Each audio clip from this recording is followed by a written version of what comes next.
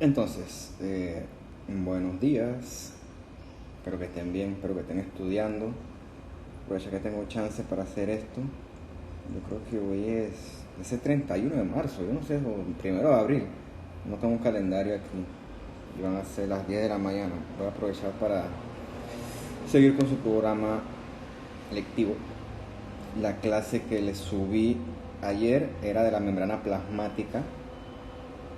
La única manera que usted entienda la clase de hoy es que el concepto de la membrana plasmática lo tenga más o menos claro, porque la clase que vamos a ver hoy es de los organelos citoplasmáticos.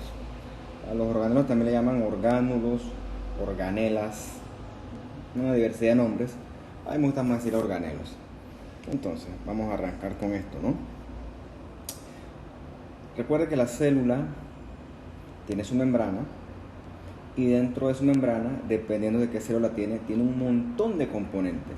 No solo organelos, tienes moléculas, filamentos, etcétera, que vamos viendo a lo largo de estas clases de biología celular. Estos moléculas, organelos, etcétera, no existen en el aire. Hay un material que parece como una gelatina, ¿verdad? Esa gelatina recibe el nombre de citosol. Es un líquido donde los organelos y las otras moléculas están suspendidos, ¿no? Lo vamos a ir viendo poco a poco. Los organelos, como dice aquí, pueden tener membrana. Es importante saber eso porque esas son cosas que se les preguntan, ¿no? Los que tienen membrana, por ejemplo, son las mitocondrias, y hay otros organelos un poco más simples que no tienen membrana, como lo vamos a ver más adelante, por ejemplo, los ribosomas. Entonces, es importante saber que la célula no es estática, como ya se he dicho varias veces, ¿no? La célula es una estructura dinámica y como tal tiene que tener elementos que la mantengan estable y con una forma y que a su vez le permitan movimiento. Eso lo vamos a ver en la próxima clase, que sería lo que compone el citoesqueleto. El citoesqueleto tiene su propia clase, ya yo se las revisé, eso se lo estaré subiendo a lo largo de la semana. Hoy vamos a concentrarnos en los organelos. La clase sí es bonita, no es como la membrana plasmática, que es una clase que yo definiría como tediosa.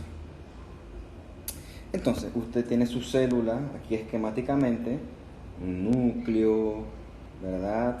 Tiene por acá, dicen ellos que el retículo endoplasmático, el Golgi, la mitocondria. Ok, concéntrense en esto, ¿no? Todos estos organelos existen en esta sustancia que yo les decía que era gelatinosa, líquida, que es el citosol, ¿verdad? Importante saber ese término. El citoplasma es el conjunto de todo esto, pero el citosol es el medio de ese acuoso donde los organelos están suspendidos. Entonces, el citosol no es que es una agua y ya, un gel y ya, no. En el citosol hay muchas enzimas, ya que en el citosol se dan procesos importantes, ¿no? Por ejemplo, se da la glucólisis, que usted ya la conoce muy bien de su curso de bioquímica, que es el proceso por el cual la glucosa, a través de un montón de enzimas, se convierte en piruvato y eso a la vez libera energía, como dice acá. Si no lo sabe, repáselo. Yo no voy a hacer aquí un curso de bioquímica, eso no es mi curso. En el citosol también se encuentran otro montón de moléculas importantes: oxígeno, dióxido de carbono, los iones, que ya los conversamos bastante en la última clase, encuentras metabolitos. Todas estas estructuras existen dinámicamente dentro del citoplasma, ya sea unidas o no a proteínas, como dice aquí, y a la vez son producidos o consumidos por los respectivos organelos. Entonces, vamos a comenzar con los ribosomas. De los ribosomas y del resto de los organelos vamos a decir qué son, cómo están conformados y qué función tienen. Me interesa sobre todo que usted maneje la función, porque cuando veamos los respectivos tejidos, ciertos tejidos tienen más abundancia de ciertos organelos y eso es lo que a su vez le da su respectiva especialización. Ok, entonces los ribosomas. Los ribosomas básicamente ensamblan polipéptidos. ¿Qué son los polipéptidos? Ensamblan proteínas a través de su molécula precursora, que son los aminoácidos. Esto se hace a través de un sistema de lectura que lee básicamente RNA. Eso lo vamos a ver más adelante, ¿no? RNA, ácido ribonucleico. Son pequeñitos, ¿no? Miden de 20 a 30 micras. Entonces, los ribosomas, no les expliqué la imagen, ¿no? Tienen su celulita y verá que los ribosomas son estructuras pequeñitas, ¿no? Que están en el citosol. Vamos a verlo más adelante porque no solamente están en el citosol, están en otra estructura, pero bueno, no saltemos allá tan precipitadamente. Concentrémonos en el ribosoma. La estructura del ribosoma, ¿no? Como dice aquí, tienes dos unidades funcionales. Una subunidad pequeña, que es esta que está acá abajo, subunidad pequeña, y una subunidad grande, que es esta que usted ve acá arriba. Ok, la subunidad pequeña, dice aquí, tiene unas 30 proteínas únicas, y la subunidad grande, obviamente, es más grande, tiene unas 50 proteínas, en este caso también únicas, que son las que le proveen su respectiva función. Importante esta parte, ¿no? Porque yo les puedo preguntar a ustedes cuántas subunidades tiene el ribosoma. Lo ve aquí, 2 subunidades, no 3 ni 4, 2. Entre las respectivas subunidades, usted ve aquí que tiene una hebra de RNA mensajero. Ese RNA mensajero va a ser leído por el ribosoma para a su vez participar en el ensamblaje de los respectivos polipéptidos o proteínas. ¿Okay? Tenga ese concepto en mente porque lo vamos a tratar a lo largo de la clase. Bien, ya vimos la estructura del RNA, subunidad pequeña, subunidad grande. Ahora, ¿cuál es la función del RNA? Perdón, del ribosoma. Básicamente la función es sintetizar RNA ribosomal. Usted tiene la estructura grande, ¿verdad? Esta roja que está aquí en esta imagen.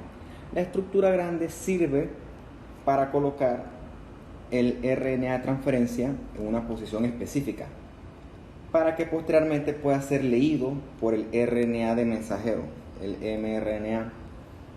Eso da como resultado el RNA ribosomal, que es fundamental para la posterior ensamblaje de proteínas.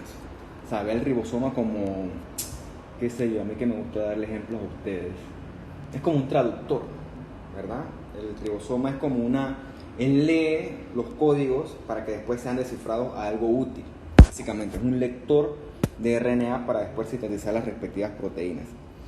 Entonces, hay veces que los ribosomas se unen y forman complejos más grandes.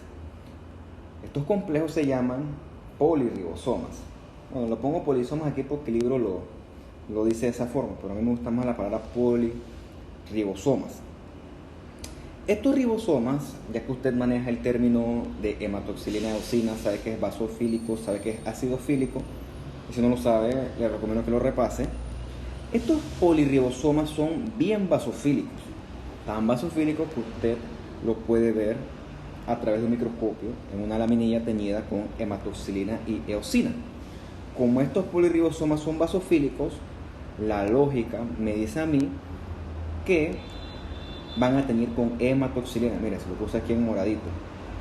Y eso nos indica que las células que tienen alta cantidad de poliribosomas son células que tienen una síntesis activa de proteínas. Una manera de verlo. Entonces vamos a verlo acá. Esta imagen que usted está viendo ahí, obviamente yo sé que no sabe qué es, pues les diré qué es. Esto es una glándula salivar. ¿Cómo yo sé que es una glándula salivar? Porque tiene estas estructuras moradas que usted ve acá, estas blancas que usted ve acá y estas rosadas. Bueno, ¿y qué es eso, no? Ya lo veremos cuando veamos la parte de glándulas salivares, pero esto que usted ve acá son los acinos serosos. Esto que usted ve acá son las glándulas mucosas que tienen estas barrigas blancas, ¿no? Esas barrigas blancas son un montón de mucina que no tiñe con hematoxilina o eosina, por eso que se ve así blanco. Recordar que esto tiene un montón de carbohidratos, El moco es rico en carbohidratos. Entonces, si tú le tiras un PAS a esto, te debe teñir. Pero eso no es un PAS, esto es una hematoxilina eosina. Y tienes acá estos ductos que son epiteliales, o sea, son epitelios, que veremos más adelante, es un epitelio cúbico simple. Son ductitos, son sitios de secreción. Ok, compare la tinción del acino ceroso, que se ve así como cuando usted agarra y espolvorea algo, ¿no? Como cuando hacen los dulces y le echan un montón de azúcar encima. Se ven esos puntitos moraditos que usted no ve acá. Eso quiere decir que estos acinos cerosos en su citoplasma tienen puntitos moraditos, altamente basofílicos. Estos puntitos moraditos representan los poliribosomas. Quiere decir entonces que estas células, estos acinos cerosos, son sitios de síntesis activa, ¿verdad? De proteínas, como decía la diapositiva anterior, a diferencia de las células mucosas que no tienen una síntesis activa. Entonces es la importancia de conocer esto, ¿no? Habiendo dicho eso, esta es una glándula parótida. Supongo que usted está en un curso de anatomía y sabe que la glándula parótida dónde queda, cuál es la función, qué tipo de secreción secreta. Pues secreta una secreción mixta, la secreción serosa y una secreción mucosa. Es característica de ella. Cuando veamos la parte de glándulas salivares, usted verá que hay glándulas submaxilares que tienen su tipo de secreción específica y hay glándulas submandibulares que tienen su otro tipo de secreción específica. Y a su vez hay glándulas salivares menores. Bien, eso lo veremos más adelante, ¿no? Pero es para que se quede de la idea de qué es esto que estamos viendo. Pero recuerde, el acino ceroso es un sitio activo de síntesis de proteína. Por lo tanto, tiene en su citoplasma muchos poliribosomas que tienen intensamente basofílico. Bien, el ribosoma se encarga de participar en la síntesis de proteínas, ¿verdad? Imagínense que usted una proteína es como un rompecabezas. El rompecabezas solamente le es útil una vez que esté armado. Usted puede armar todo el rompecabezas y si le falta una pieza, no sirve. Necesita todas las piezas. Vea la proteína así. La proteína es una estructura bien compleja que para que sirva requiere ser plegada adecuadamente. El plegamiento de la proteína la hace esta otra proteína azul, ¿no? Se llaman las chaperonas. Esto es biología celular, ¿no? Asumo yo que ya las conocen, pues si no las conocen, se las presento. Las chaperonas se encargan de agarrar estas proteínas larguísimas y las pliegan para que sean debidamente usadas por la célula. Por ejemplo, tienen aquí una proteína, se sintetizó, pero está no plegada, como es aquí, un folded. Entonces, la chaperona se encarga de plegar esa proteína para que sea útil, para que sea utilizable por la célula. Hay veces que este proceso no es exitoso, el plegamiento, sobre todo cuando las proteínas tienen daños, ¿verdad? Por ejemplo, un daño oxidativo. Esas proteínas que no pueden ser plegadas tienen que ser eliminadas, porque si no, van a dar a la célula una función inadecuada si usted no la elimina. Pues la chaperona es muy hábil, ¿no? Y entonces marca la proteína que no está bien plegada, que tiene daño. La marca con esta otra proteína que se llama la ubiquitina. Le pone como un tag. Dice, esta proteína está dañada, así que esto no me sirve. Entonces le pongo su ubiquitina en un proceso que se llama ubiquitinización. Yo no sé si esa palabra existe, pero así me la enseñaron a mí. Y entonces esta va, por así decirlo, es como si la montaras al carro de la basura, que eventualmente vaya al Cerro Patacón para que sea destruida. En este caso va a ir a una estructura que conoceremos más adelante que se llama el proteosoma, que es donde las proteínas mal plegadas son destruidas. Bien, ahí vemos el ribosoma, ¿no? Participa en la síntesis de proteínas. Pero recuerden que la proteína necesita otras cosas para ser utilizada, ¿no? Por eso es que el ribosoma sintetiza parte de la proteína. La proteína no es que está lista para ser utilizada. Debe pasar por otros procesos que vamos a ir viendo a lo largo de la clase. La segunda estructura que vamos a ver se llama el retículo endoplasmático. También le llaman retículo endoplásmico. Bueno, yo le digo endoplasmático. Bien. El retículo endoplasmático, como dice aquí la diapositiva, es una red membranosa. Vean, ¿no? Tiene aquí el núcleo, tiene este poco de membranas acá, que conforman el retículo endoplasmático. Importante es que usted se ubique dentro de la célula. Así como Kenny les está dando anatomía macro, yo les estoy dando anatomía micro. Entonces, como en la anatomía macro es importante conocer la relación de las respectivas estructuras, acá también. Vea cómo el núcleo está en relación con el retículo endoplasmático. A su vez, este montón de sacos de retículo endoplasmático forma canales en su interior que están comunicados. Estos canales se llaman cisternas. En el retículo endoplasmático hay mucho plegamiento, como si fuera un acordeón, ¿verdad? Por eso es que dice que tiene una superficie muy grande, 30 veces el tamaño de la membrana plasmática. ¿Qué ocurre en el retículo endoplasmático? Bueno, se terminan de ensamblar proteínas y lípidos, o sea, hay biosíntesis de proteínas y lípidos. Entonces esta imagen es muy bonita porque entonces usted verá que hay ribosomas adheridas a la membrana o a la red membranosa del retículo. Tenga eso en mente, porque acá hay y acá no. Entonces, aterrizando o siguiendo con las funciones del retículo endoplasmático, ok, hay que echar para atrás. Hay dos tipos de retículo endoplasmático. Este que tiene los ribosomas adheridos se llama retículo endoplasmático rugoso, tiene sus funciones, versus este que no tiene ribosomas adheridos se llama retículo endoplasmático obviamente liso, ¿verdad? Tenga ese concepto en mente. Smooth, rough. Entonces, cada uno tiene su función. Básicamente son funciones de síntesis de macromoléculas. RE, retículo endoplasmático liso, es el sitio de síntesis de lípidos y de carbohidratos. Retículo endoplasmático rugoso es el sitio de síntesis de proteínas, lo había puesto en negrita. Y es donde se sintetizan proteínas y luego se secretan al sitio efector, donde se necesitan. Obviamente, ya hablamos del ribosoma en la parte anterior. Si hay un retículo endoplasmático rugoso con ribosomas adheridos, lo lógico es que también participe en la síntesis de proteínas. Entonces, otra función del retículo endoplasmático es transportar estas moléculas que se producen ahí donde se necesiten, a los otros sitios de la célula. También almacena las moléculas que va sintetizando. Y una cosa importante, ¿no? El retículo endoplasmático liso sirve para, como dice aquí, ¿no?, detoxificar drogas, alcohol y otras sustancias perjudiciales. Habiendo dicho eso, los órganos encargados de esta detoxificación van a tener retículos endoplasmáticos lisos prominentes, como por ejemplo el hígado.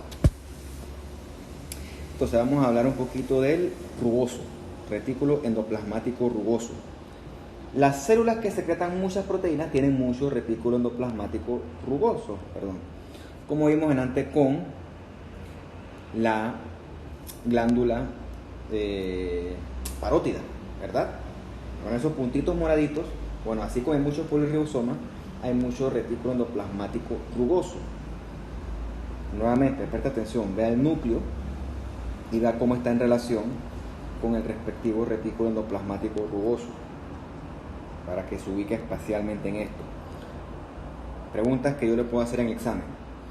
¿Dónde usted ve células con un retículo endoplasmático rugoso prominente? Bueno, células que secretan mucho.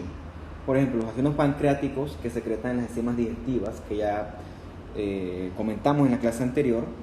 Por cierto, si usted pone un ácido pancreático al ladito de un acino, una glándula salivar, son idénticos, virtualmente son igualitos, no son indistinguibles por hematocilina eosina, como nota curiosa. Los fibroblastos que hablamos ayer en la osteogénesis imperfecta también tienen mucho retículo rugoso porque secretan colágeno, es su función. Y ya veremos adelante, cuando vamos a las células plasmáticas o el plasmocito, que es el encargado de secretar inmunoglobulinas, también tiene un retículo endoplasmático rugoso, ¿verdad? Hablando un poquito de la estructura del retículo endoplasmático rugoso, vean que son un montón, como un acordeón, ¿no? Un montón de sacos aplanados, y entre esos sacos hay espacios que son los que le denominan cisternas, como si usted agarra un acordeón y lo colapsa, ¿no? Si lo abre tiene mucha superficie, pero si lo colapsa se pone muy chiquito, ¿no? Nuevamente, ¿no? El retículo rugoso tiene muchos poliribosomas, aquí en moradito, o sea que tiñen por hematoxilina, tiñen basofílico. Recuerde la relación del núcleo con el retículo endoplasmático rugoso, y este que es acá el liso, lo tocaremos más adelante. ¿Cuáles son, para volver a afianzar las propiedades del retículo endoplasmático rugoso? Produce proteínas facilitadas por los poliribosomas que tiene en su membrana del retículo, ¿no? También produce proteínas que obviamente van a ser enviadas a los otros organelos con membrana, y también produce proteínas que la célula necesita secretar por exocitosis. Ya hablamos ayer de la exocitosis, ¿no? Que hay una que es constitutiva y otra que es regulada. Por ejemplo, el fibroblasto necesita secretar muchas proteínas, en este caso colágeno, a través de exocitosis, que usted ya vio ayer que es la exocitosis constitutiva. Entonces, es la importancia que yo no le puedo hablar de exocitosis si usted no sabe qué es exocitosis. Entonces, si el término no quedó claro, usted puede acceder las veces que quiera a la clase anterior. Una ventaja relativa de que las clases sean así, ¿no? Usted puede regresar las veces que quiera. Por eso cuando yo estaba en la universidad, yo grababa las clases y regresaba con una grabadorita ahí. Era tedioso, pero me servía. Bien. Una vez que el retículo endoplasmático rugoso, gracias al aporte del polirribosoma, una vez que tiene sus proteínas ya ensambladitas, listas para exportarlas a su sitio efector, bien, pueden tener varios destinos, como dice aquí. Pueden ser almacenadas dentro de la célula, veremos más adelante como en los lisosomas. Pueden ser enviados afuera de la célula por procesos de exocitosis, como el fibroblasto que ya les mencioné anteriormente, o pueden ser integrados a la membrana, como las integrinas que hablamos ayer, ¿no? Que forman los canales de membrana, que forman estructura de la membrana plasmática. Verá que tienen muchos destinos estas proteínas que se ensamblan y se terminan de sintetizar en el retículo endoplasmático rugoso. Oh, mira, yo me lo salté, pero está bien, igual se los mencionaré aquí. ¿Por qué es importante esto del retículo endoplasmático rugoso? O sea, ¿cómo sirve en la práctica, ¿no? Como ya les dije anteriormente, fibroblastos y también células del hueso sintetizan y secretan colágeno. Sintetizan colágeno con una proteína gracias a sus ribosomas y su retículo endoplasmático rugoso. Si hay defectos en esas estructuras, sobre todo en el retículo endoplasmático rugoso, el colágeno que van a secretar va a ser a su vez defectuoso, y el colágeno básicamente forma la mayor parte de la matriz extracelular. Por lo tanto, ese hueso que se crea o que se fabrica es estructuralmente débil, defectuoso, y las enfermedades como estas que usted ve aquí, que es conocida como la osteogénesis imperfecta, también le dicen coloquialmente niños de cristal. Búsquelo en internet, ¿no? Es una enfermedad bien característica, considerada como de las enfermedades raras, ¿no?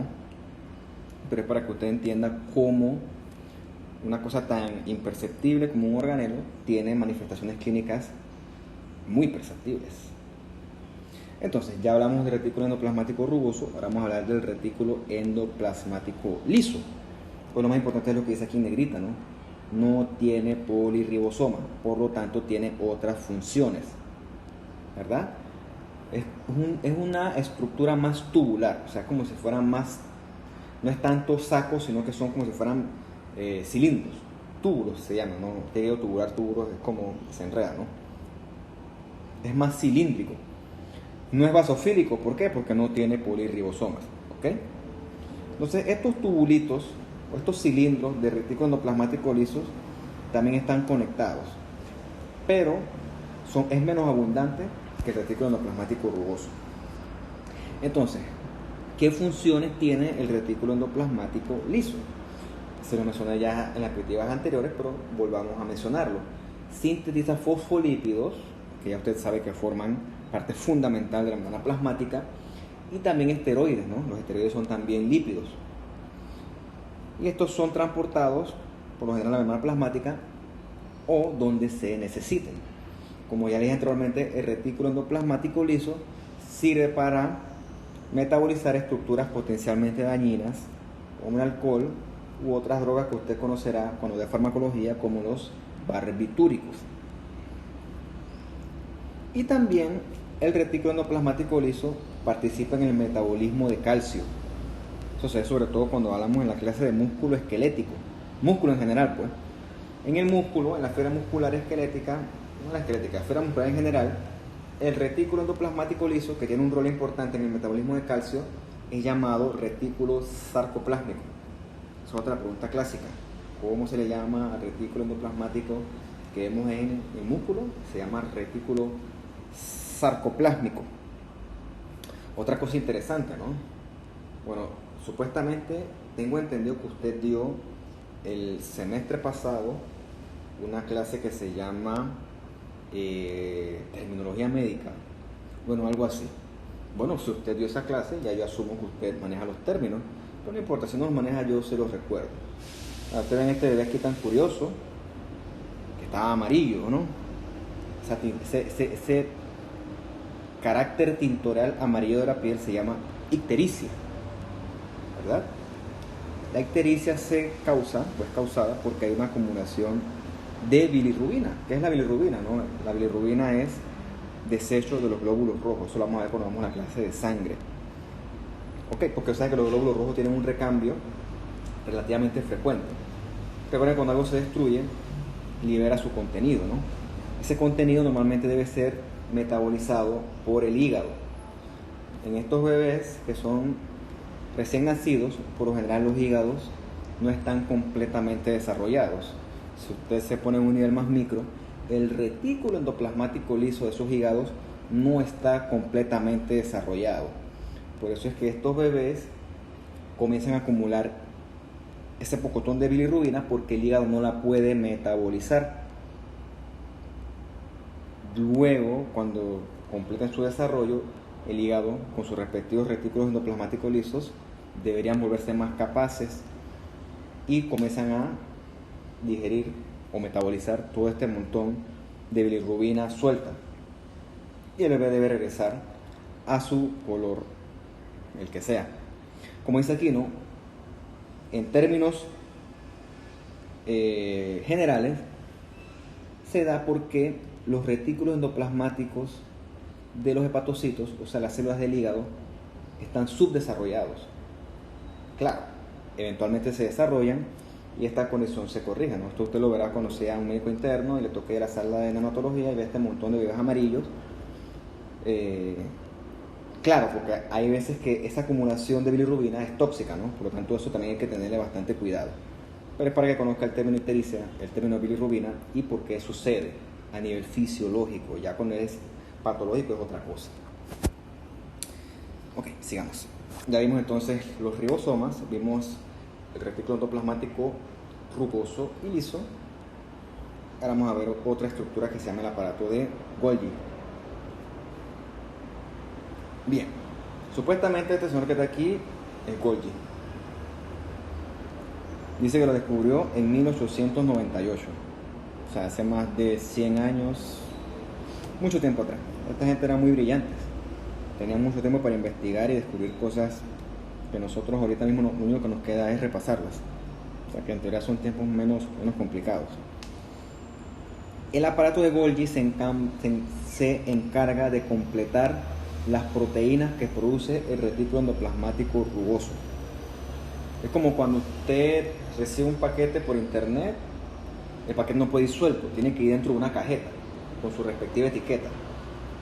Más o menos así es la función del Golgi. Como dice aquí, ¿no?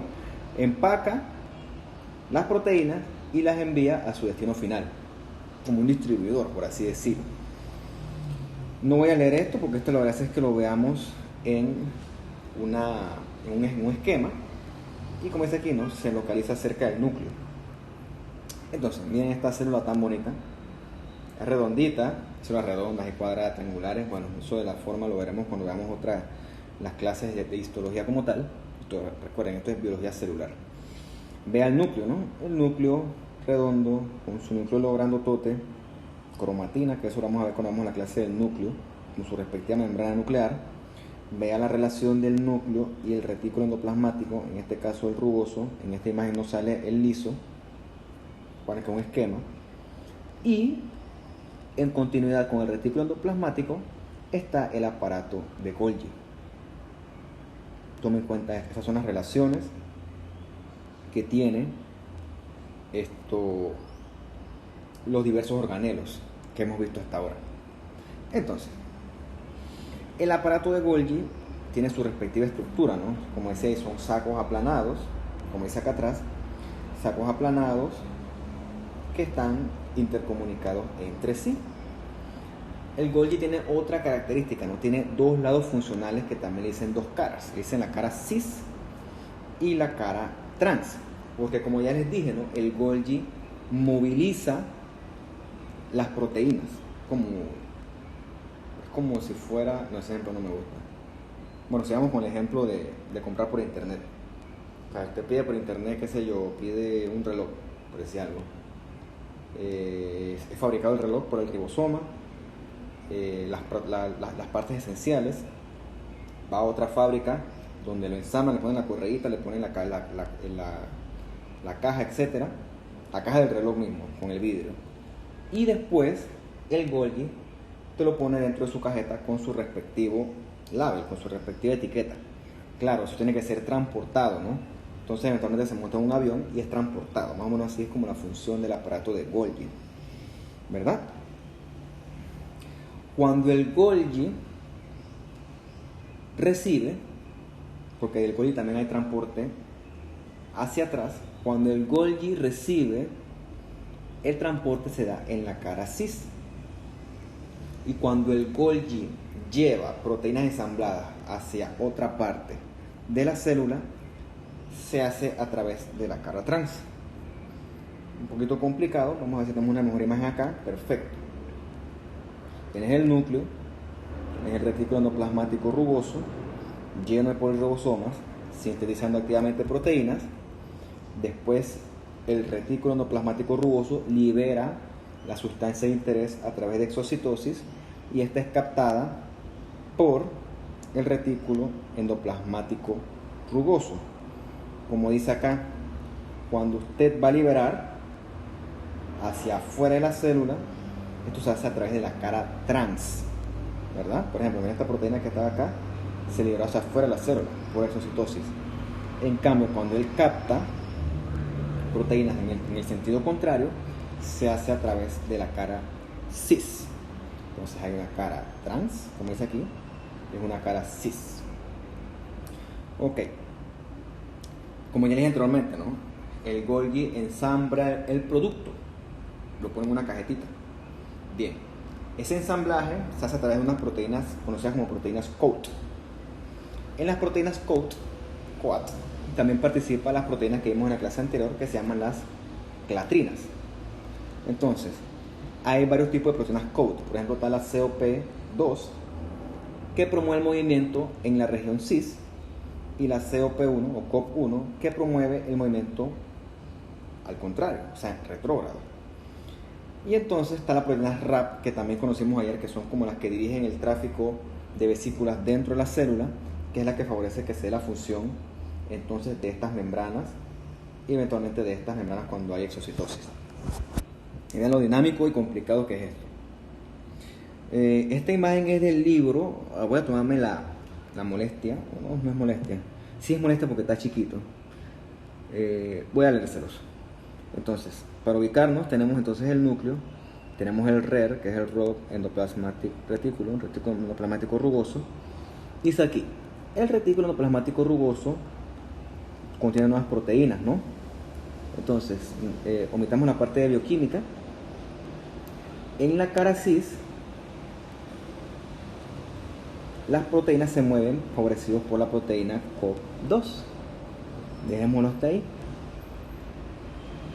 Las vesículas son movidas a través del Golgi, donde se le añaden otros elementos importantes, ¿no? Por ejemplo, aquí le añaden grupos hidroxilos en un proceso que se llama glicolización. Yo no les pregunto eso no me interesa, esto es demasiada bioquímica. O en la cara trans dice que se añaden ácidos siálicos, o sea, para terminar el ensamblaje, que son oligosacáridos, para eventualmente este producto sea llevado fuera de la célula a través de la cara trans o sea incorporado de vuelta a través de la cara cis. Es importante que tenga ese concepto, ese transporte de proteínas hacia afuera de la célula y movimiento de proteínas hacia dentro de la célula. Porque recuerden que la célula es una unidad dinámica y que está en comunicación ahora, está en comunicación con su entorno, con otras células y está en comunicación con sus organelos propios. Bien. Con respecto a los gránulos secretores, es una cosa relativamente sencilla, ¿no? Gránulos secretores usted encontrará en células específicas que tienen función de secreción. No voy a hacer mucho énfasis en esto. Por ejemplo, cuando son enzimas digestivas, sobre todo en el páncreas, usted verá gránulos que se describen como gránulos zimógenos. Por ejemplo, esto es una microfotografía, si no me equivoco es un páncreas, ¿no? Solamente para que lo vean de una forma esquemática. Estas bolas grandototas son los gránulos secretores, ¿sabes? Existen como vesículas dentro de la célula porque son células especializadas en secreción. Bien, ahora vamos a otra parte u otro organelo que es el lisosoma. Los lisosomas son los que comen, ¿verdad? Digieren, como dice aquí, son sitios de digestión. Entonces, lisosoma significa etimológicamente comer, o básicamente lisis de solución y cuerpo, ¿no? Son cuerpos donde se digieren soluciones. Recordar que vimos ayer que los lisosomas son importantes en células que comen o células que fagocitan, que usted ya revisó que son los neutrófilos y los macrófagos. Dentro del lisosoma hay muchas enzimas que sirven para digerir todas estas sustancias no deseadas, que no solamente son bacterias, también pueden ser, por ejemplo, las células cuando mueren, por ejemplo por apoptosis, su contenido queda libre. Ese contenido libre no puede ser dejado libre porque desencadena una serie de reacciones inflamatorias, que eso no es histología, eso es patología. Entonces los neutrófilos hábilmente se comen ese material para que no sea perjudicial. Entonces el lisosoma tiene proteasas, que es para digerir proteínas, nucleasas para digerir ácidos nucleicos, fosfatasas para digerir grupos fosfato, fosfolipasas para fosfolípidos y sulfatasas para grupos fosfatos, o sulfatos mejor dicho. Bien, esta celulita que usted ve aquí no es una célula, es un túbulo, una glándula, una estructura que tiene una luz central. Esto es un túbulo renal.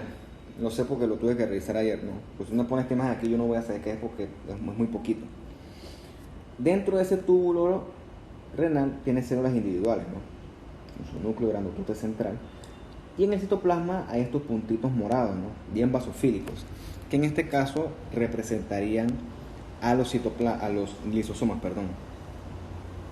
Estos lisosomas, como usted puede extrapolar, deben ser más comunes en las células que fagocitan, neutrófilos y macrófagos. Y dependiendo del tipo de células son visibles a través del microscopio. A veces sí, a veces no. ¿Qué me interesa a mí de esto? Que usted sepa que la función del lisosoma y que son prominentes en las células que fagocitan. Bien, el lisosoma es peligroso. El lisosoma es como un arma cargada, ¿verdad? Es como una pistola. O sea, si usted no sabe manejarla, puede causar un accidente. Los organelos se salvan de que el lisosoma no los autodigiera gracias a que tienen su membrana, ¿no? Las enzimas a las que funcionan el lisosoma son ácidas, un pH de 5, ¿no? pH normal es de 7.35 a 7.45. Menos que eso es ácido, más que eso es básico. Entonces, las enzimas lisosomas funcionan un pH ácido, que desintegra todos los elementos que sean deseados desintegrar, valga la redundancia. Pero esto se salva de que no digiera elementos de la célula gracias a las membranitas que tienen los respectivos organelos y gracias a que el citosol tiene un pH cercano al equilibrio que inhabilita las enzimas del lisosoma. Porque si eso fuera así, el lisosoma, si sale de control, comienza a liberar enzimas al citoplasma y esas enzimas van a comenzar a destruir todo. Pero gracias a que el cuerpo es muy sabio, a las que las células son muy sabias, tienen un pH que inhabilita esa acción hidrolítica de dichas enzimas. Es como el seguro del revólver, de la pistola. Puede estar toda la carga que tú quieras, pero si viene seguro no va a poder disparar. Entonces, solamente para leerles esto, lo único que me interesa es lo de acá arriba, ¿no? Sepan que las hidrolasas, que son enzimas que hidrolizan, vale la redundancia, o sea, que destruyen, como dice aquí, ¿no? Como hemos visto a lo largo de la clase, son producidas en el retículo endoplasmático rugoso y luego son transferidas a través del Golgi, a través de la cara cis, cara trans, etc. Eso revisan a veces que haga falta. Y esto acá se lo dejo para que usted lo lea. Esto no me interesa mucho. Entonces, recordando los términos que vimos en la clase anterior, llega una bacterita, la que usted quiera, eventualmente el neutrófilo la capta, arroja sus tentáculos, que son proyecciones del citoplasma, abraza esa bacteria dentro de el neutrófilo. La bacteria incorporada junto con la membrana del neutrófilo se convierte en un complejo que se llama el fagosoma. Cuando el neutrófilo tiene su fagosoma bien formado adentro, el lisosoma activa una bomba de protones o una bomba de hidrogeniones. Eso hace que el medio se acidifique y le permite digerir ese fagosoma. La mezcla de fagosoma con lisosoma también le llaman heterolisosoma y te indica que en esos sitios hay digestión activa en este caso de bacterias. Bien, hay cosas que no son digeribles. Hay sustancias que se quedan dentro del citoplasma porque esas sustancias no son digeribles. Estas sustancias no digeribles, como dice aquí, forman los cuerpos residuales. Los cuerpos residuales es posible verlos en el microscopio. Por ejemplo, cuando vemos la parte de neuronas y el músculo cardíaco, a veces tienen pigmentos doraditos que se ven y estos forman los gránulos de lipofuscina, que se traduce en que estas células son células metabólicamente antiguas. O sea, ya han metabolizado tanto que comienzan a acumular dentro de sí cuerpos residuales que no son digeribles y que, bueno, existen con ellos, ¿no? Se acumulan dentro de la célula. Vamos a verlo acá. Esto que usted ve aquí es tejido neural. Esta célula grandotota que usted ve aquí es una neurona, tiene un pericarión y existe una matriz filamentosa que se llama la glía. Eso lo vamos a ver cuando vemos la clase de neuro o de neuronas, pues de tejido nervioso, mejor dicho. Estas partecitas de chocolate que usted ve en el citoplasma de estas respectivas neuronas, esos son acúmulos de cuerpos residuales. En este caso, acumulación de gránulos de lipofuscina. También dicen gránulos de lipopigmento. Depende de dónde usted lo lea. Entonces, cuando usted ve esto aquí, usted ya sabe, estos son cuerpos residuales, ¿no? Que se acumulan en el cuerpo de la neurona. Porque recuerde usted que la neurona no se divide.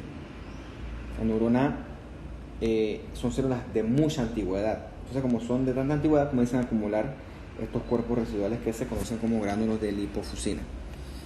¿Qué teníamos por acá? Esto es la cuestión del fagosoma. Supongamos que esto fuera un neutrófilo, ¿no?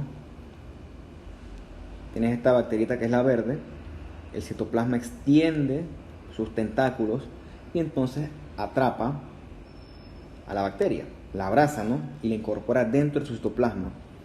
Y aquí se va a formar un fagosoma, que es la bacteria con su respectivo pedazo de membrana que el neutrófilo utilizó para atraparla. Luego esto activa dentro de la célula a los respectivos lisosomas. No voy a entrar en muchos detalles que son secundarios, son primarios, eso no me interesa. Y eventualmente esa fusión hace que el pH baje, o sea, se ponga ácido y sirva para digerir esta bacteria. A veces hay cosas que no son digeribles, como lo que vimos antes, los gránulos de lipofuscina, que se convertirán en cuerpos residuales y entonces existirán dentro del citoplasma, ¿no? Si todo esto fue exitosamente digerido, esta membrana no se bota. Esta membrana pasa a ser nuevamente parte de la membrana plasmática. Recordamos que esto se llama el concepto del reciclaje o el tráfico de membranas, que es dirigido por las proteínas RAB o proteínas RAB. Ya vimos esto. Mira, esto es una imagen muy bonita. Bueno, el autor no le quitó su marca de agua. Me parece adecuado, ¿no? Esto que usted está viendo aquí se llama músculo cardíaco. Cuando lo veamos, usted verá que son fibras largas con núcleos centrales morfológicamente cuadrados y que tienen estas divisiones entre sí que se llaman los discos intercalares. ¿Qué queremos ver en esta imagen? Vean cómo el núcleo está rodeado de este pigmentito amarillo. Acá también hay, acá también hay, acá también hay. Ese pigmentito es de depósito de gránulos de lipofuscina, que en este caso son cuerpos residuales que los respectivos lisosomas de este músculo cardíaco no pudo terminar de destruir y por lo tanto se le acumuló. Al igual que con la neurona, esto te indica a ti que este músculo cardíaco tiene cierta antigüedad. O sea, sobre todo en las autopsias de los pacientes que son muy viejos. No tanto como muy viejos, no, pues viejos. Así como a manera de comentario, usted ve que este núcleo es más grande que este, ¿no? Perdón, este núcleo es más grande que este. Eso se da en las cardiopatías hipertróficas, sobre todo en los pacientes hipertensos. Probablemente esta imagen sea de un paciente de una autopsia con una muerte de origen cardíaco, hipertrofia de los núcleos. Yo sé lo que pasa. Yo no les he hablado de los términos que se manejan aquí, que es una hiperplasia, que es una hipertrofia, que es una metaplasia, que es una atrofia, que es una neoplasia. Ok, entonces me comprometo a explicarles eso, pero no lo voy a hacer hoy, lo voy a hacer en otra clase. Bien, hipertrofia, así para pantallazo, ¿no? Aumento de tamaño, el núcleo está más grande. Eso ocurre en respuesta, no vamos a entrar en ese detalle. Es un corazón que está sufriendo daño constante, ¿no? Y el corazón, para compensar el daño constante, aumenta de tamaño. Aumenta de tamaño porque sus fibras aumentan de tamaño, ¿verdad? Es una compensación, pero es una compensación que también tiene una parte deleteria, porque un corazón que a pesar de que es más fuerte, no funciona adecuadamente.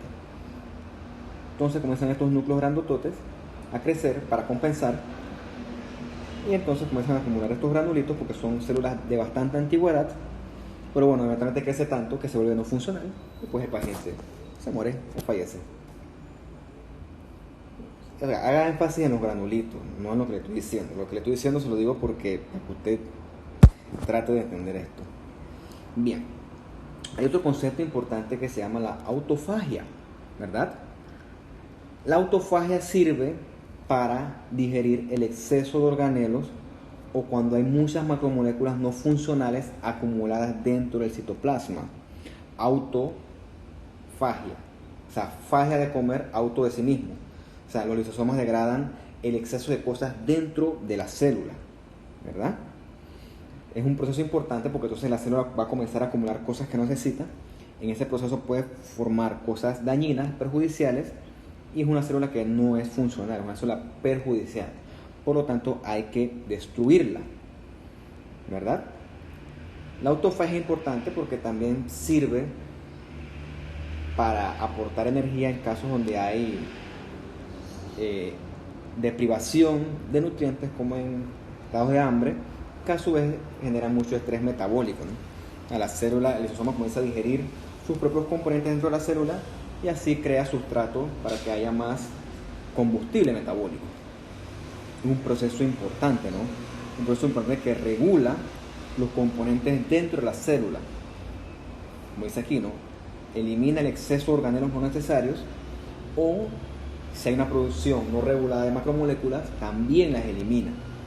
Y cuando tú eliminas macromoléculas, liberas moléculas más chiquitas que sirven de sustrato para otras cosas. Lo importante es la autorregulación de todas estas cosas.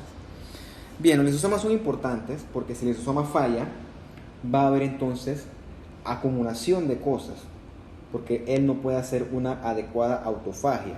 Entonces, esta acumulación de cosas va a dar unas enfermedades que usted ve sobre todo en pediatría, ¿no? Que se llaman las enfermedades de depósito. Yo no las manejo, usted las escuchará después en su momento, porque son rarísimas, ¿no? Estas enfermedades por depósito, por ejemplo, esos Tay-Sachs, Gaucher, se las pongo para que usted sepa que existen, pero que son producto de un lisosoma que no es capaz de digerir componentes en exceso. Entonces estos componentes en exceso se acumulan y estas enfermedades son conocidas en conjunto como las enfermedades de depósito.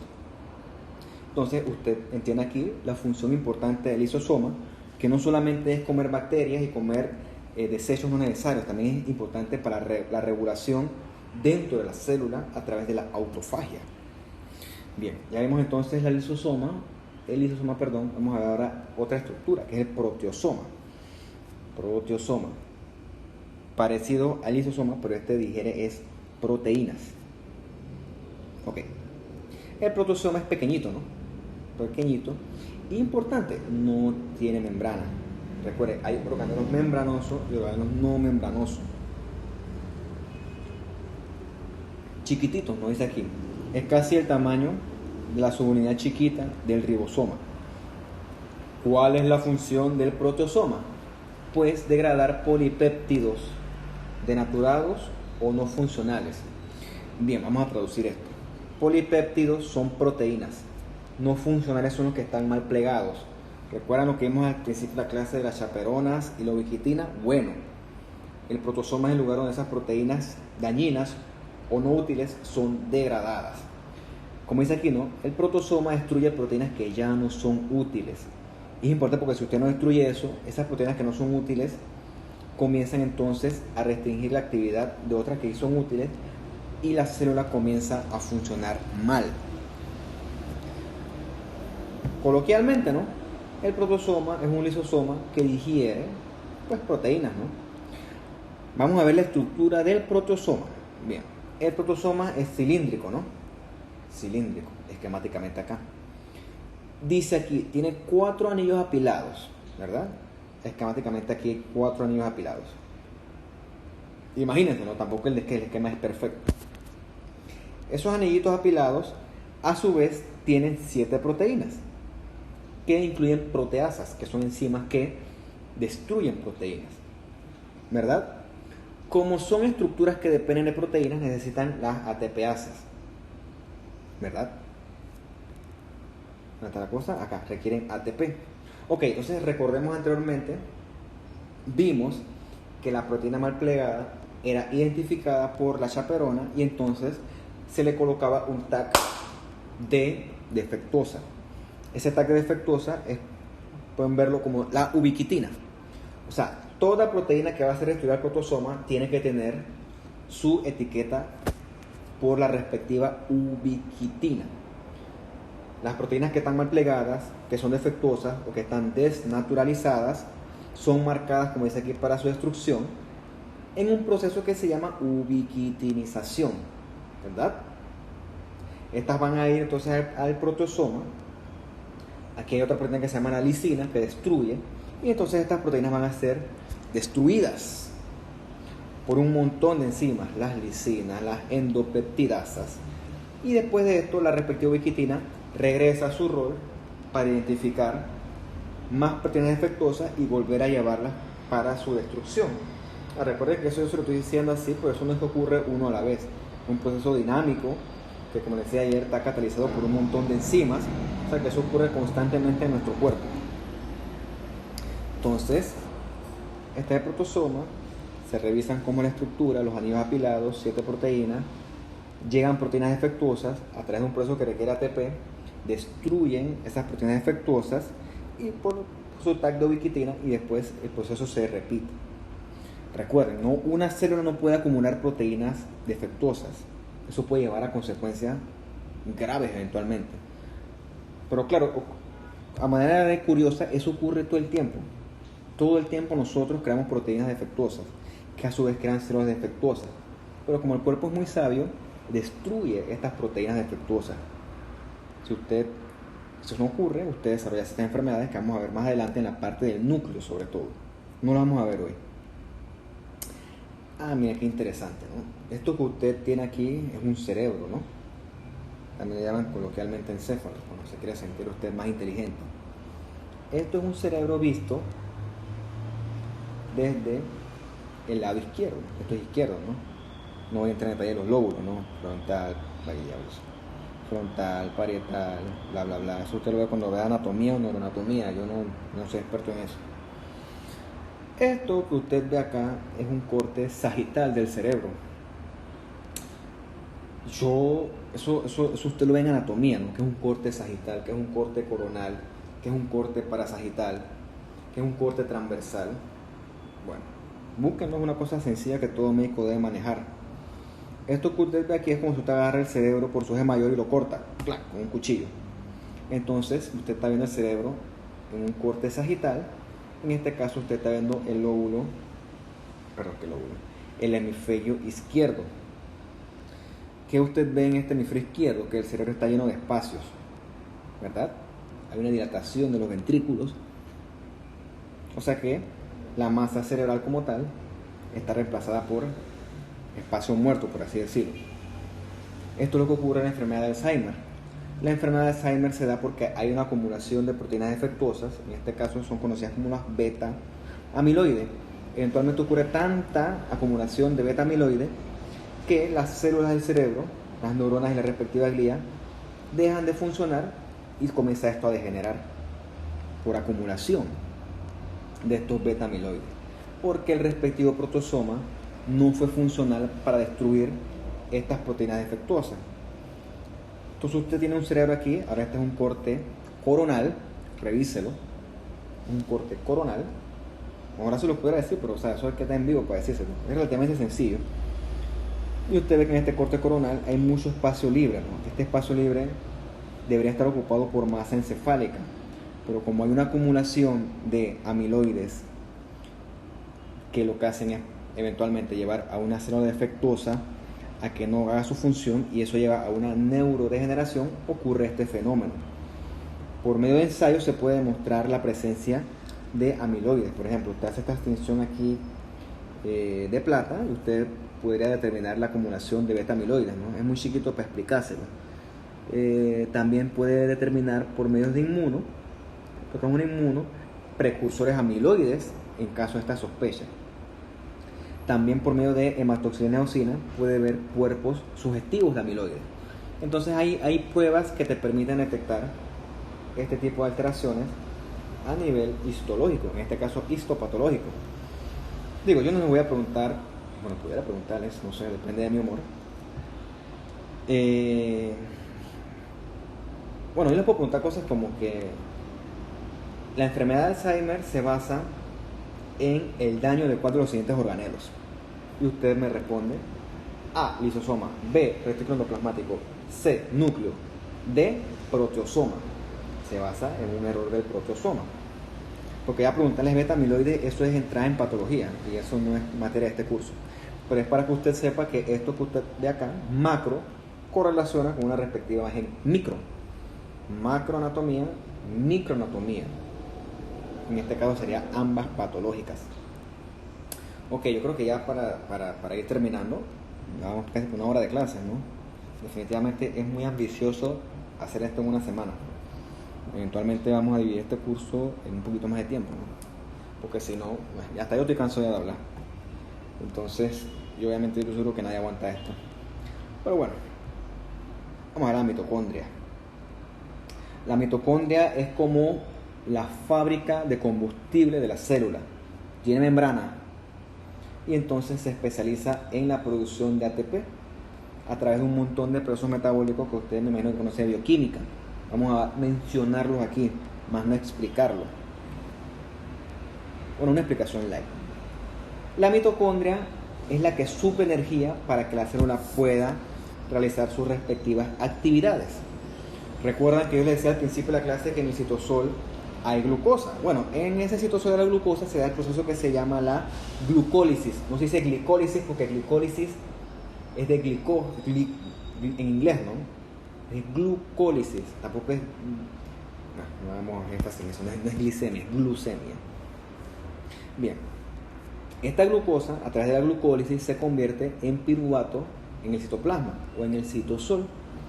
esta producción de piruvato produce energía, que a su vez pasa a otros procesos metabólicos, que yo les voy a mencionar más adelante. Importante es que esto ocurre por un proceso bioquímico en el citosol, ¿verdad? La mitocondria es mucho más efectiva que la glucólisis. Como dice aquí, produce 15 veces más ATP, adenosín trifosfato, que la glucólisis. Eso le pregunto en el examen. ¿Qué vía produce más ATP para la célula? ¿La glucólisis o la mitocondria? Obviamente la mitocondria, pero 15 veces más, no 1000 veces más, 15 veces más. La energía que produce la mitocondria, como interesante, no se lo aprendí leyendo el libro, supuestamente disipa el calor del cuerpo y sirve para mantener la temperatura. Cosas interesantes que uno aprende leyendo. Bien. Esta imagen del libro no me quiso explicar qué órgano es. Para mí es un órgano, esto es un epitelio, ¿no? Porque las células son cohesivas entre sí. Eso lo vamos a ver más adelante cuando veamos la clase de epitelios. Supuestamente todos estos puntitos, porque hay célula cuadradita o poligonal, núcleo central redondo. Eso es característico de los epitelios. Supuestamente estos puntitos rosaditos aquí, en este caso eosinofílicos, corresponden a mitocondria. O sea que esto es una célula muy demandante de energía. Me recuerda al hígado, no sé por qué. Bien, las mitocondrias, como dice aquí, son estructuras alargaditas. Esto acá es como si usted agarra, me recuerda como un pepino, parece. Chiquitita, ¿no? 0.5 una micra, pero es alargada, ¿no? Dice que son estructuras plásticas. ¿Qué significa que son plásticas? Significa que son dinámicas, que pueden cambiar su forma, ¿no? Pueden fusionarse, pueden dividirse, dependiendo del requerimiento metabólico de la respectiva célula. Dice aquí, se mueven a través de los microtúbulos. No vamos a decir que es un microtúbulo, eso lo vamos a ver en la clase del citoesqueleto. Importante, ¿no? Miren, todo lo que está en negrita es importante. Y es más, yo lo pongo también para orientarme yo, porque si no terminaría leyendo todo esto y es tedioso. Y aparte que no hay nada peor que un profesor que lea todas las diapositivas. Para eso no le doy clase yo y se las mando y ustedes la leen, pues saben leer. Las células que requieren más energía tienen más mitocondrias, obviamente.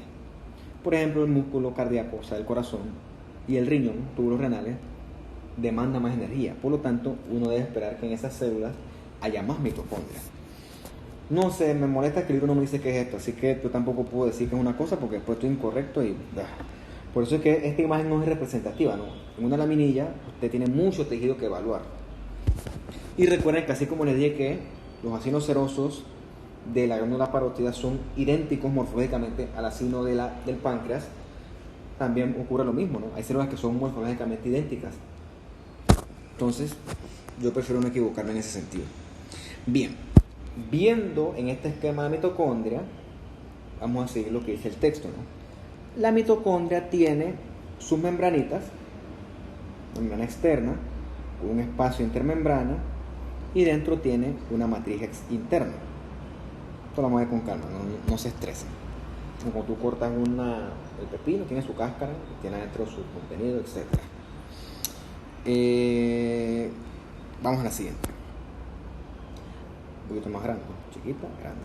Entonces, la membrana externa de la mitocondria, que es esta que está por acá, tiene unos canales especiales que se llaman las porinas. A través de la porina entra dentro de la mitocondria, valga la redundancia, el piruvato, que el piruvato es el producto de la glucólisis que ocurre en el citosol. Entonces comienza a entrar piruvato a través de esta membrana que es permeable. En la membrana interna usted ve este pogotón de pliegues, ¿no? Estos pliegues se llaman crestas. Las crestas son lugares donde metabólicamente se produce activamente energía. Entonces, ¿qué cosas importantes hay aquí, no? En la microanatomía de la mitocondria, si yo le digo a ustedes, la membrana externa posee crestas, eso es incorrecto. Las crestas están en la membrana interna. Sigamos viendo. La mitocondria tiene una membrana que es muy permeable a iones y a otras estructuras. Como les dije anteriormente, aquí entran el piruvato, que es producto de la glicólisis, y otros ácidos grasos que forman esto, que es un precursor de otros procesos metabólicos, que es el acetilcoenzima A. Es bioquímica, yo nomás se lo menciono porque yo no quiero entrar en detalle de eso. Esta enzima sirve para este ciclo, que es el ciclo del ácido cítrico, infamemente conocido como el ciclo de Krebs, que al final de todo su trayecto, ¿verdad?, va a liberar dióxido de carbono como desecho y va a producir electrones, que a su vez van a funcionar en el proceso metabólico conocido como la cadena transportadora de electrones. Eventualmente esta cadena va a participar en la fosforilación oxidativa, y lo que me interesa a mí es que usted sepa que la fosforilación oxidativa es el proceso que produce la mayor cantidad de ATP en las células animales. Ok, si yo les pongo en el examen a ustedes, ¿cuál de los siguientes procesos genera mayor cantidad de ATP para la célula animal? A, glucólisis. B, ciclo de Krebs. C, fosforilación oxidativa. Esa es la respuesta. La fosforilación oxidativa produce la mayor cantidad de ATP en la mitocondria. Claro, para que esto se dé, tienen que crearse todo este pocotón de precursores, que es lo que a su vez hace la mitocondria. Ok, miren esta imagen tan bonita, ¿no? Membrana externa, espacio intermembrana, dentro hay la membrana interna con sus respectivas crestas. Vamos a resumir qué ocurre aquí. Recuerda usted que en el citosol se da la glucólisis a través de su precursor, que es la glucosa. La glucólisis tiene como resultado producir piruvato, que es lo que dice aquí, ¿verdad? El piruvato es permeable a través de los poros de la membrana de la mitocondria. Este piruvato, a su vez, dentro de la mitocondria es el precursor para el acetilcoenzima A. La acetilcoenzima A participa en el ciclo del ácido cítrico o el ciclo de ácido Krebs, que a su vez produce electrones que son sustrato para la cadena transportadora de electrones, que eventualmente van a ser sustrato para la fosforilación oxidativa, que es la que produce en las células animales la mayor cantidad de ATP. Eso es lo que yo quiero que ustedes sepan en este curso, no que hay NADPH, NADH, no sé qué, que hay tanto ATP. No, eso es bioquímica. Lo que a mí me interesa es que ustedes conozcan estos términos. Ni yo sé lo otro, estoy diciendo porque yo lo estoy viendo y lo repasé antes de esto, pero a mí no me interesa la parte de bioquímica dura como tal, no, nunca me ha gustado y eso no le gusta a nadie, yo creo. Importante es que en el espacio intermembrana, entre la membrana externa y la membrana interna, vean ustedes que hay muchos iones hidrogenión, o hay muchos protones. Estos protones lo único que hacen es crear un gradiente electroquímico, de manera que pueda haber un intercambio constante de sustancias dentro y fuera de la mitocondria. Recuerden el concepto de gradiente, es importante para esto, que es lo de la clase anterior. Como dice aquí, ¿no?, la formación ATP a través de la fosforilación oxidativa requiere un proceso quimiosmótico. ¿Qué quiere decir eso? Que requiere gradientes. Requiere gradientes que son creados a través de la acumulación de protones en el espacio intermembranas, que es lo que dice aquí. No lo leí, me acordé porque lo leí ayer. Entonces, aparte de producir ATP, la mitocondria tiene otra función importante, ¿no?, que es la apoptosis. La apoptosis es conocida como la muerte celular programada. La apoptosis ocurre en células que ya han cumplido su función y ya no son necesarias, o otras células que acumulan muchas mutaciones y son perjudiciales. Es como un suicidio. La célula se suicida en pro del resto del organismo. Cuando esto ocurre, la célula entra en estrés metabólico gracias a la mitocondria. Se activa un montón de proteasas y se degradan los componentes celulares. Básicamente así es como la célula es destruida. La apoptosis es una cosa que se ve en patología, pero yo se las presento para que usted sepa que esto existe, maneje el término y entonces vaya aprendiendo cada vez más. Bien, una parte importante de la mitocondria, que la tiene aquí, es que la mitocondria, a diferencia de otros organelos, excluyendo el núcleo, tiene material genómico. Como dice aquí, ¿no?, tiene su propio set de genes nucleares. Eso le da cierto grado de autonomía. Tiene un ADN muy particular, que es un ADN pequeño circular, como usted lo ve aquí. Es igualito que el de la bacteria, o parecido al de la bacteria. ¿Qué quiere decir eso? Hay una teoría que dice que en nuestra evolución, alguna vez una célula eucariota adoptó una célula procariota, una bacterita. La adoptó y entonces se convirtieron en simbiontes. la célula eucariota le daba casa u hospedaje a la célula, a la bacteria, a la pequeña bacteria, y la pequeña bacteria a su vez le produce energía a la célula. En esa relación de mutuo acuerdo se pusieron de acuerdo, llegaron a términos pacíficos para ambas, y eventualmente ese organismo simbionte evolucionó, y es lo que dicen que eventualmente formó nuestras células, las que nos componen a nosotros como organismos complejos. Entonces dicen que la presencia de DNA circular pequeño en la mitocondria, postulan que la mitocondria alguna vez fue un organismo procariota que se incorporó dentro de la célula eucariota para proveerle combustible, ¿no? Entonces, esto es importante saberlo, ¿no? Porque esto le da autonomía a la mitocondria, te explica que la mitocondria tiene un origen distinto al resto de los organelos, y eso es muy interesante, ¿no? Si son curiosos.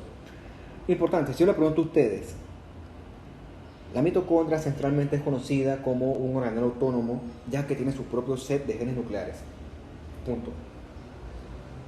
¿Cómo es el material genómico o genético encontrado dentro de la mitocondria? A, DNA, doble hebra, falso. B, RNA, falso. C, DNA cuadrado, falso. La que sigue, DNA mitocondrial circular o DNA pequeño circular. Esa es la respuesta correcta. Y bueno, ya para terminar, ¿no? El último organelo es el peroxisoma. Bueno, esta clase es larga, pero para mí es mucho más llevadera que la anterior. La anterior es tediosa. Bien, el peroxisoma, como dice aquí, tiene membrana, y el peroxisoma sirve para degradar H2O2, que es el peróxido de hidrógeno, que es una sustancia potencialmente perjudicial para la célula. El peroxisoma tiene una enzima importante, que es la catalasa. La catalasa rompe el peróxido de hidrógeno porque si esta se acumula, como dice aquí, es potencialmente dañino para la célula. Si se acumula, dicen que potencialmente es tóxico para hígado y riñón. Es una función importante del peroxisoma. Entonces yo le pregunto a ustedes, ¿qué organelo es importante para el metabolismo del H2O2? Es el peroxisoma, obviamente. Esto se lo dejo para que lo lean, solamente es como la estructura y la relación del peroxisoma dentro de la célula. Esto es microscopía electrónica, no vamos a hacer énfasis en esto, para que todo no sea texto, también tengo que poner algunas imágenes. Y bueno, el peroxisoma, como dice aquí, complementa funciones del retículo endoplasmático liso. Recuerde usted que el retículo endoplasmático liso participa en la detoxificación de sustancias potencialmente nocivas para la célula, como el alcohol y los barbitúricos. Bueno, el peroxisoma también ayuda al retículo endoplasmático liso cuando hay que degradar peróxido de hidrógeno. Importante, esta cuestión que se llama la beta oxidación ácido grasos se da en el peroxisoma. Esa es otra cosa que yo les pregunto.